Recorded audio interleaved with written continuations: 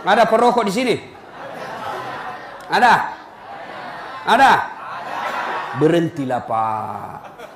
Bapak kalau tidak bisa nyumbang Palestina, sumbang dengan cara apa? Berhenti merokok.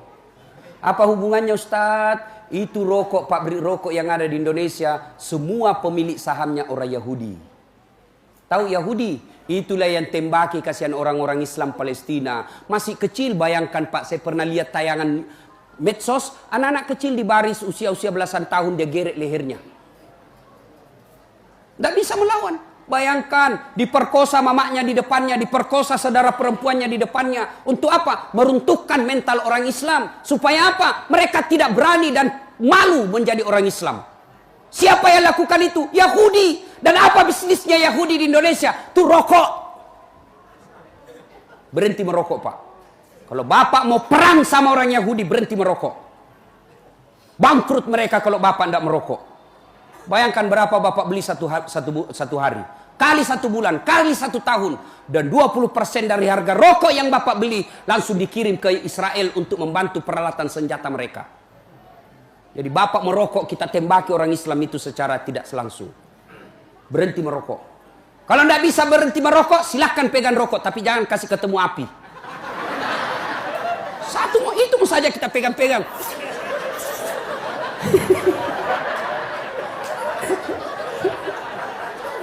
Ya toh ada rosi diet apa?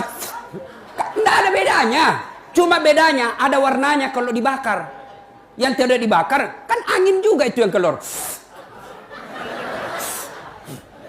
Kan sama, cuma ada warnanya kalau ada rokoknya. Ya sudah, kalau Bapak tidak bisa merokok, berhenti ya begini saja. Ya kok ketawa, serius saya ini bos.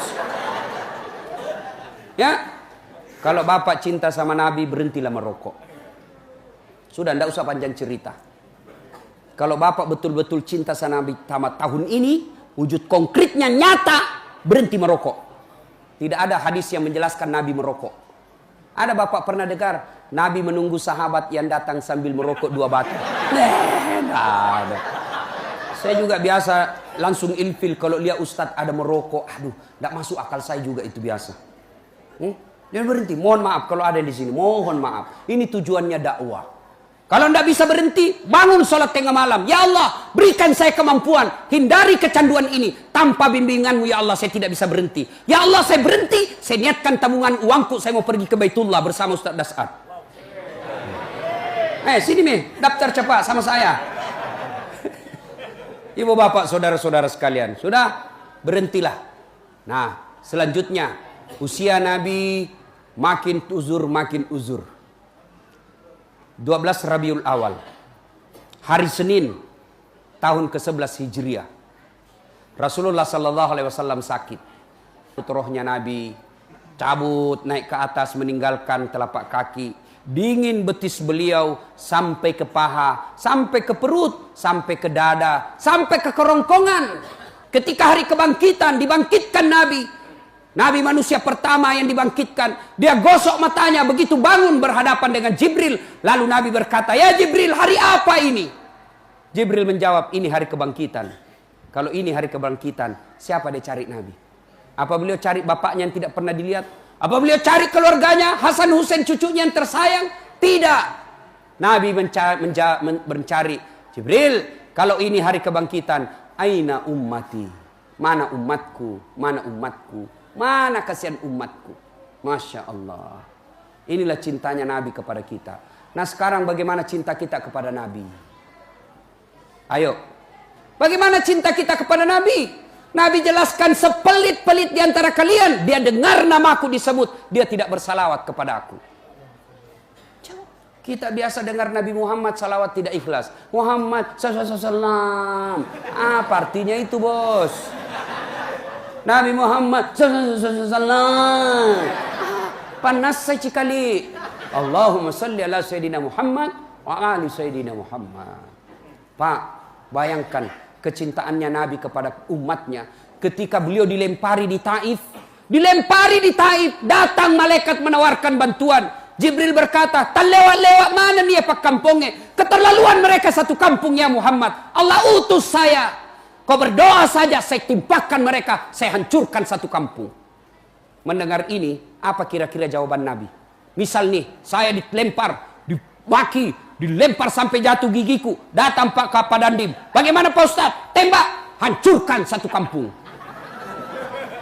Tapi Nabi tidak. Apa jawaban Nabi? Ya Jibril, kalau hari ini Allah ingin mengabulkan doaku, saya hanya berdoa kepada Allah, ya Allah berikan mereka hidayah orang-orang Taif. Mereka melempari saya karena mereka tidak tahu apa yang saya bawa buat mereka. Akhirnya Allah mengabulkan doanya. Sampai sekarang dari semua kampung yang pernah saya lalui, saya pernah datangi di Saudi, Taif, orangnya akhlaknya baik-baik. Nabi doakan mereka baik akhlaknya. Nah, itulah cintanya Nabi kepada kita. Nah kita sekarang mana cinta sama Nabi? Tulis saja nama Nabi kita malas. Namanya Muhammad Jabbar, namanya Muhammad Faisal. Apa kita tulis Muhammad? Tidak, kita tulis saja M Faisal. Apa itu M? Makan. Apa itu M? Minum. Apa itu M? Mabuk. Tidak, tulis yang lengkap Muhammad Faisal. Jangan kau tulis-tulis ringkas itu nama Muhammad. Muhammad Faisal, M Faisal. Atau biasa juga tulis Mu. Apa itu Mu? Marah Nabi itu kalau namanya dirusak-rusak begitu. Tulis yang lengkap Muhammad Faisal. Lebih Faisalnya kau ringkas Muhammad F.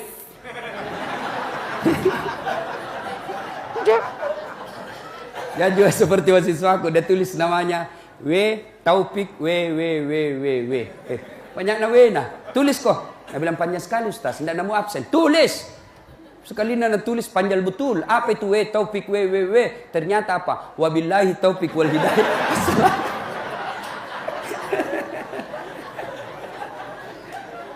Cinta sama Nabi, ayo tulis nama dengan sebaik-baiknya. Itu bagian kecintaan kepada Nabi. Dengar nama Nabi disebut, selawat kepada Nabi. Nah ini lagi cinta kepada Nabi. Mohon maaf kalau ada bisnis begini. Apa itu? Prawedding, foto-foto sebelum menikah. Itu ajaran dari Taiwan. Apa itu foto prawedding? Belum paku menikah, belum halal, kau sudah pergi baku peluk-peluk. Nah dek pengusaha. Ini kita dikasih bodoh-bodoh orang yang cari kerja. Mereka yang foto-foto begitu mereka cari kerja. Akhirnya apa? Dikasih bodoh-bodoh lah kita. Foto sebelum menikah boleh foto, tapi jangan kasih baku peluk. Belum halal. Yang ngundang haji, ikut mengundang ulama, gedungnya Islamic Center, tapi foto pengantinnya kok begini. Kalau mau ada fotonya silakan. Foto sebelah kanan perempuan dengan keluarganya, silakan. Foto sebelah kiri laki-laki dan keluarganya. Jangan kasih baku peluk.